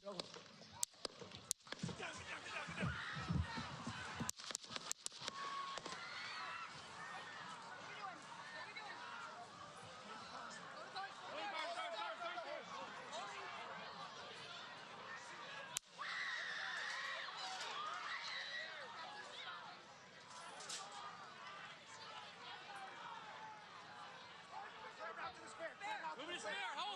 When you're ready. On you. Ready. Move. Up. Move. Go. Up. Hawkeye's here. Hawkeye's here. Moving to the spear. Spear, get ready. Spear, get ready. We ready? Shooter's down. Shooter's down. Shooter down. Are we good? Shooter's down. Shooter's down. Are we good to move? Shooter's down. We're good to move. We're clear. We're clear. Let's move. We're clear.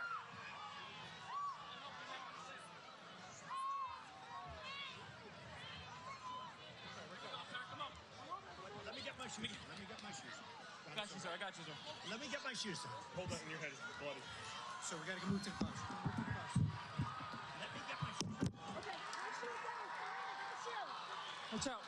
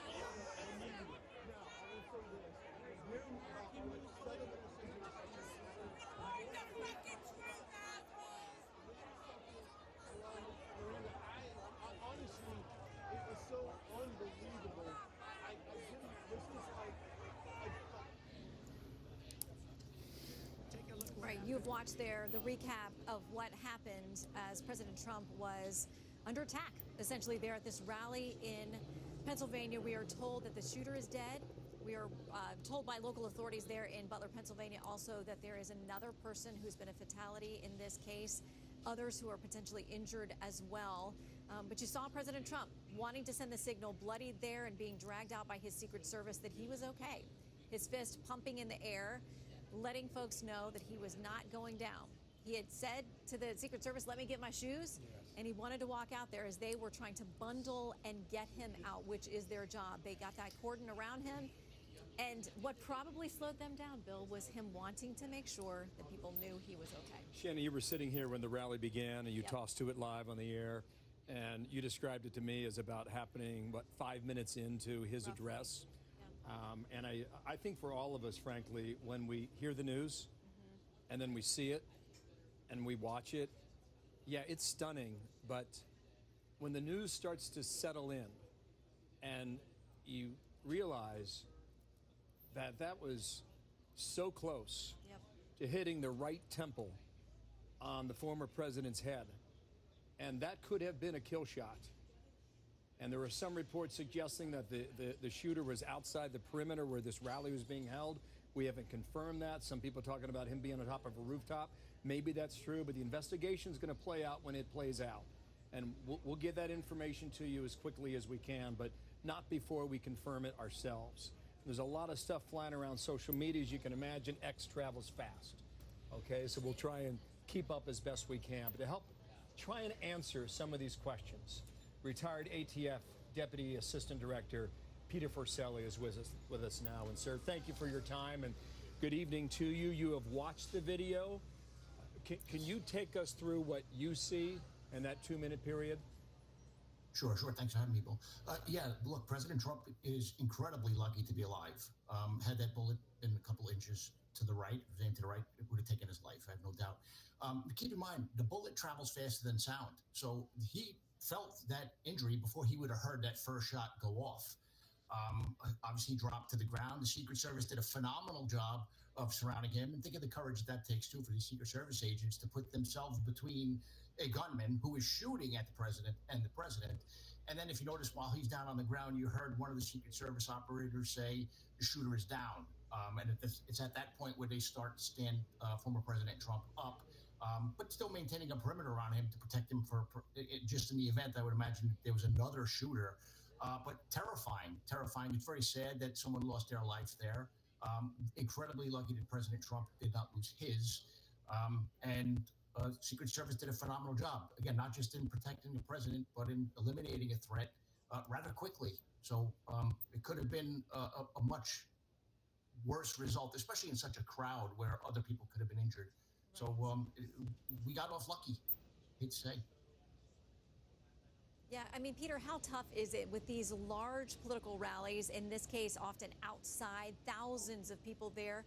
How tough is it? What kind of a headache, sort of a nightmare is it for law enforcement trying to get that scene completely sanitized, at least as close as you can from a threat?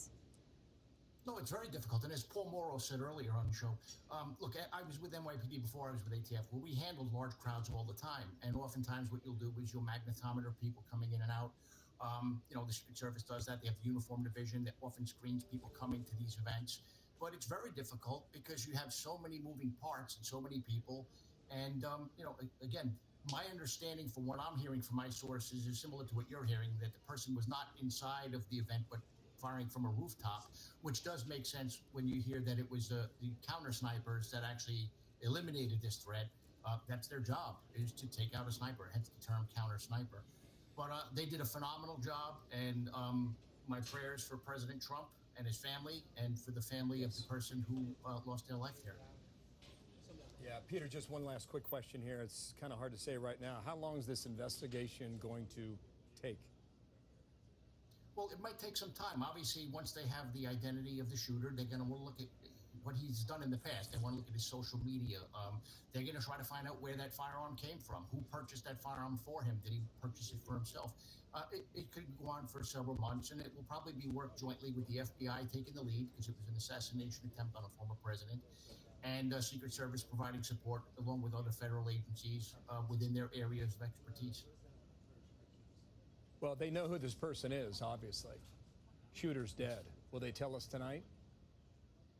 I think they should, but again, it's going to depend on where that investigation takes them. Again, because they want to find out if there were other parties involved, and disclosing the name of the shooter could potentially cause other people to go into hiding. So it's going to depend on where the investigation takes them, I believe. Thank you, sir. Peter Forcelli, thanks for jumping on. Really appreciate it.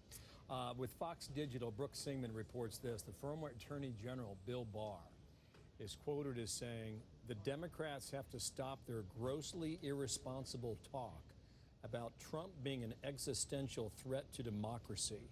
He is not. That statement from Bill Barr into Fox Digital just now. Yeah, let's take that to our Fox News contributors, Guy Benson and Charlie Hurt. Guy, you heard what the former AG said, like, we got to turn down the temperature. Yeah, and that's going to be, I think, a theme that is going to play out and be repeated in different ways in the coming days. We're still trying to wait to get all the facts in. I think that is always smart to do, but on its face, this is horrifying. As we were just replaying the incident in real time, several seconds into the chaos and the melee, there's a blood-curdling scream from a woman that just chills you to the core. The terror, the horror, and this at a campaign rally for a man running for president. This has no place in our country. And just to zoom out for a moment, think about the volatility that we already faced in American politics.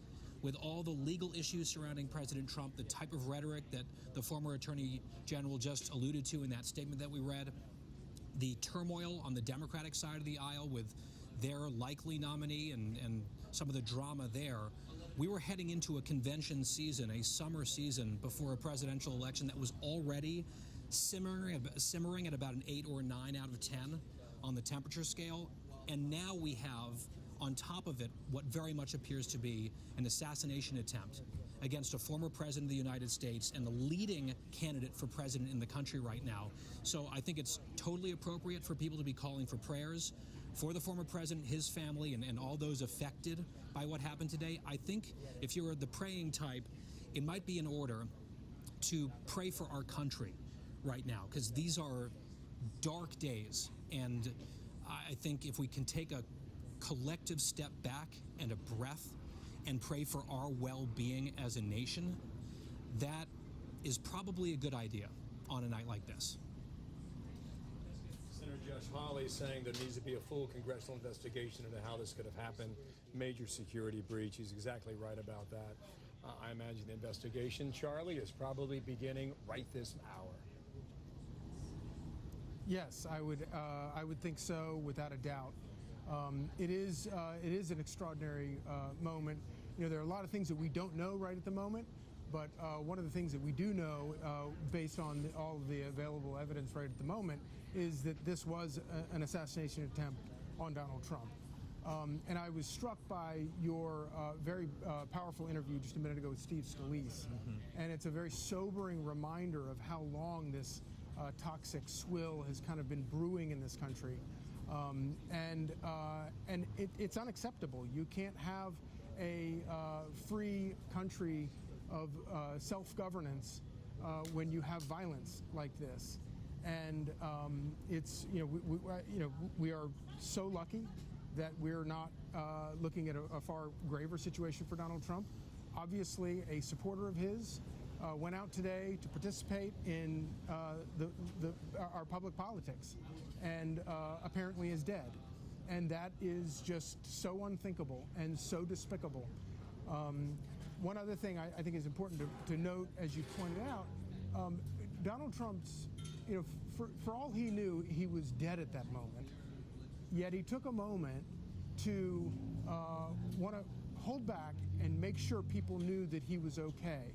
And to me, that is a sign of bravery and toughness and a concern for our political process in this country that is sorely needed. And I think he should be lauded for that. He is the toughest son of a gun to, I think, ever run for president. Jake Gibson, a producer at Fox News, covers the Department of Justice and many other things for us, sends this message. Urgent, shooter dead, AR recovered. Federal law enforcement source says the shooter is dead and that an AR-style rifle was recovered at the scene. That from Jake Gibson, working the story back in Washington, D.C. Yeah, and we are hearing from Matt Reedy, who is one of our producers, who is often on the campaign trail. He's out talking with folks here in Milwaukee, where we are getting ready to start the RNC, getting their reaction to this. He talks to one man who says this: "It is a tragedy. I hate to see what this country is becoming. I personally believe that we're onto some devastating events in our future. And at the end of the day, I think Trump's just trying to make things better." Regardless of where you're coming from politically, guys, you said maybe it is time to pray for this country as a whole, for those who don't already do that, because it feels so divided. and the actions of this person today as we get to learn more Shannon, about if it. I could here, I apologize for the Bill. interruption. Here we go. This is from Donald Trump's account, @RealDonaldTrump, and I'm going to go ahead and read it to you by way of Trump's campaign, who sends it this way and says the following. I want to thank the United States Secret Service and all of law enforcement for their rapid response on the shooting that just took place in Butler, Pennsylvania. Most importantly, I want to extend my condolences to the family of the person at the rally who was killed, and also to the family of another person that was badly injured. It is incredible that such an act can take place in our country. Nothing is known at this time about the shooter, who is now dead. I was shot with a bullet that pierced the upper part of my right ear. I knew immediately that something was wrong and that I heard a whizzing sound, shots, and immediately felt the bullet ripping through the skin. Much bleeding took place, so I realized then what was happening. He concludes in all caps, God bless America, exclamation point. That from Donald Trump at the medical facility now in Pennsylvania. Yeah, and my goodness, you can see, as we saw these photos, you could see his bloodied ear and that blood across his face and his cheek there as well. And one of our guests, Peter Furselli, who was on moments ago, said, based on how, guns and trajectory and sound work, he probably was hit before he even realized the sound of what he was hearing. And we saw him before he hit the ground, that he reached up to touch his ear. So as we've said repeatedly, the fact that this person was shooting at the former president of the United States, a current presidential contender, and within millimeters, centimeters, I mean, a difference, you are right there by his temple. And clearly it appears now that was the intention, was to take this man out. And what a miracle that he was not hit, that it wasn't just even a fraction of a measurement different, and you see him reacting in that moment. Guy, Charlie, stand by. I want to go back to the scene now. Correspondent Alexis McAdams has more from people that she is talking with. There's a little bit of daylight left.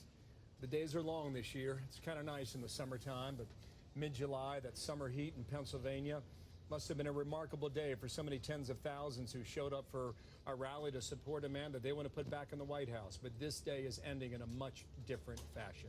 Alexis. Bill, that's right. A hot day here and a humid day in Butler, Pennsylvania, where people waited for hours because they love former President Donald Trump. Everybody we talked to out here wanted to hear and, get a glimpse of him. And we got on that stage, he talked about some of his hot topics as usual during that, those rallies. There was the music playing, the excitement building, and then you heard a series of loud pops, which we're hearing from law enforcement officials was now gunshots. So I'm going to walk you this way a little bit. I want to take you here so we can talk with some of the people who were close and heard what happened and saw what happened. So you were there. You said your son was even closer to the man who ended up actually getting killed here at this rally. Tell me what you saw. Well, we were supposed to be down there where my son was, but it was so hot and sunny that we decided to seek shade up, way up. So we weren't down where it happened, but my son was. And as soon as we heard what happened, I called him immediately, and he just said, I'm okay. He goes, I can't talk right now. And he was on the ground. And then that's all we knew. We just stayed up where we were. We were way up on top of the hill. When you heard those pops, did you know that they were gunshots? Did you think that they were gunshots? It took me so by surprise, but I knew that that wasn't normal. I knew something was wrong, and people were running. Instantly, people were running and screaming to get out, and we just didn't know what to do. And the first thing I did was call my son. And your son was pretty close to that man who was shot. Yes. Did he describe kind of what it looked like? Was that man was he taken out by authorities? He was. He said there was blood everywhere. People were splattered with blood. Yeah. And he said it's something I never wanted. He said he went down see. Instantly. Like when he got hit, he probably never knew what hit him. Yeah. And how close was your son sitting to this man who was shot? He said he was about 6 feet away.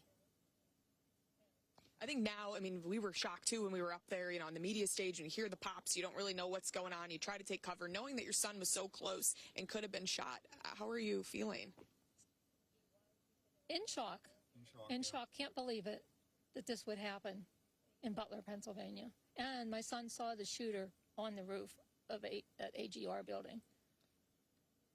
Walk me through what he told you about that, because we've seen, and Bill, you know that too, we've seen these reports coming in, possible, photos or pictures of people in the crowd trying to see, what was going on, where the shooter was. Where did your son see a possible gunman? He was laying on the roof of an AGR building, not in the farm show grounds. So where is that, let's say, when you're looking at the former president on that stage, the AGR building is how far out? Like being pretty close to that, like, are we talking about behind the stage, in front of the stage? Where is this? It's out a little ways, yeah. It's, I don't know, 100 feet or better, a couple hundred feet. Okay. So that's what we're hearing, just knowing that somebody was possibly up on a roof. These people's family members saw someone up on a roof. We know the suspected gunman at this point is dead, and police recovering evidence at this point, as well as somebody who was just here for a Trump rally ends up getting shot and killed possibly. So we're keeping an eye on these developments, Bill. Thanks, Alexis. Good to have you, Alexis McAdams, back there in Butler, Pennsylvania. Thank you again. We'll be back with you momentarily, Shannon. All right, let's check in with former Secret Service agent Tim Miller joining us now. Tim, this is a very difficult assignment. We thank you. You and those who serve as you do voluntarily to walk into these situations and quickly act as we saw today are heroes. I mean, what is it like to plan for this, to have a protectee, and to find yourself potentially facing this situation at any moment that you're in service? Well, I want to give kudos to the agents today. Their response was amazing. And it goes to show you that this is the premier law enforcement protective agency in the world. Now, with that said, we often knew every time we did in advance that it's impossible to fully protect the president of the United States, as we saw today. Fortunately, their quick response today resulted in a president not losing his life. And, he was half an inch away from losing his life. I think when you look at the details of what they have to do every day, the advances, it really brings home that Secret Service agents must be on their game every minute of every day, because if you think of the number of stops, you think of what they have to do daily, they have to be ready. And today they were ready. Sir, we're getting some information about how many rounds were fired. None of this has been confirmed, but some of our colleagues are reporting this on other networks about an AR-style rifle, maybe 8 rounds fired. Maybe this shooter was up to 200 or 300 yards away. If you were to imagine that based on what limited information we have, does that sound right to you? It absolutely does. The effective range of an AR is about 300 yards. And ever since 1963, the Secret Service is very concerned about anybody up on roofs. I saw some reports that people saw someone up on the roof. And if that's true, then the Secret Service has countermeasures to that. So there's a lot of questions to be answered right now. I will tell you it happens in split seconds.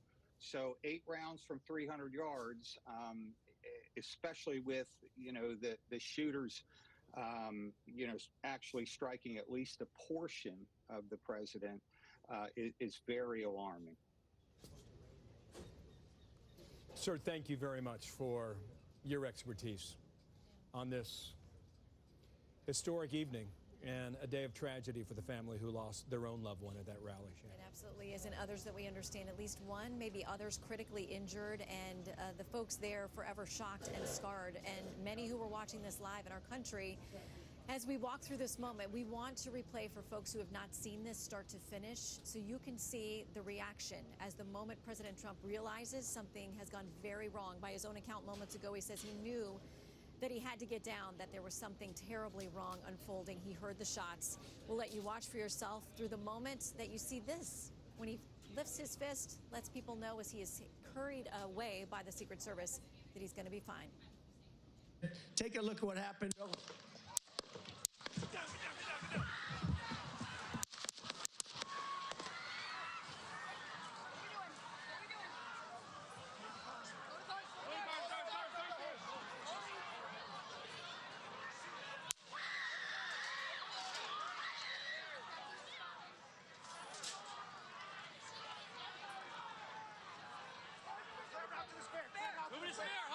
When you're ready, on you.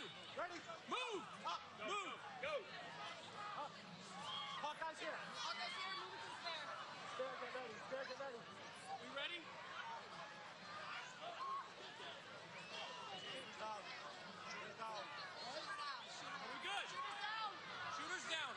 Let's move. We're clear. We're clear.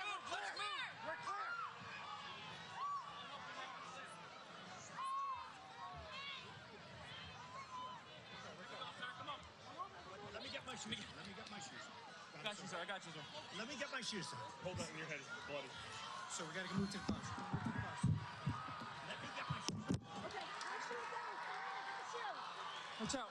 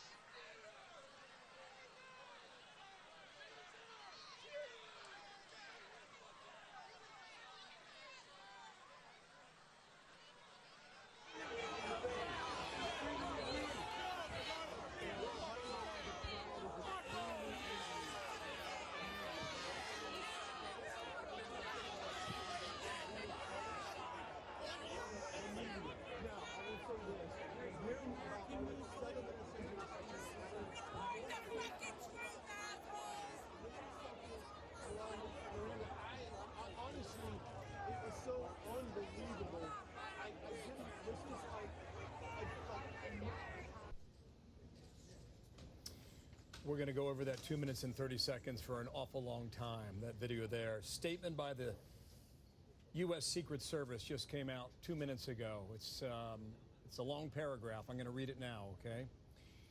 During former President Trump's campaign rally in Butler, Pennsylvania on the evening of July 13, at approximately 6:15 p.m., a suspected shooter fired multiple shots toward the stage from an elevated position outside of the rally venue. U.S. Secret Service personnel neutralized the shooter, who is now deceased. U.S. Secret Service quickly responded with protective measures, and former President Trump is safe. One spectator was killed, 2 spectators critically injured. This incident is currently under investigation, and the Secret Service has notified the FBI. Shannon, what clearly sticks out is that line about a suspected shooter firing multiple shots from an elevated position outside of the rally venue, which would synchronize with some of the things we've been picking up on social media about a man dead on top of a roof outside of the rally itself. And witnesses who were there on the scene have talked with our Alexis McAdams. I want to read, too, from Ivanka Trump saying, "Thank you for your love and prayers for my father and for other victims of today's senseless violence in Butler, Pennsylvania. I'm grateful to the Secret Service and all the other law enforcement officers for their quick and decisive actions today. I continue to pray for our country. I love you, Dad, today and always." Wow. Jason Chaffetz, quickly to you. I've got some more information, but go ahead, Jason. This is a catastrophic failure of the United States Secret Service. The men and women who jumped on the former president, got in between him and a would-be shooter, they're heroes. But if there was a person with a gun within proximity to take down the president of the United States, those people have got to be held accountable. They should be fired. There is no reason that a gun should be within close proximity that can shoot a former president of the United States. That's why we have the Secret Service, and they failed us today. They failed us. Jason, thank you. Jake Gibson reports the ID is not confirmed. Federal law sources, enforcement sources, tell us the shooter's identity is still unconfirmed, and they're working on it. But first reports suggest the shooter was not carrying ID. So that is the initial report about the potential identity of the shooter. Shannon, you've got Fox News Sunday tomorrow morning. You will be on this story then. And thank you for your excellent work tonight. You too, my friend. All right, here's Sean.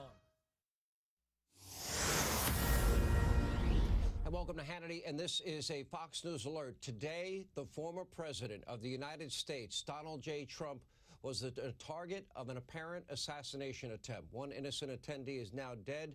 President Trump, we are told, is alive and well and now in a safe location. The shooter, meanwhile, has been killed by U.S. Secret Service. And just breaking moments ago, President Trump's first reaction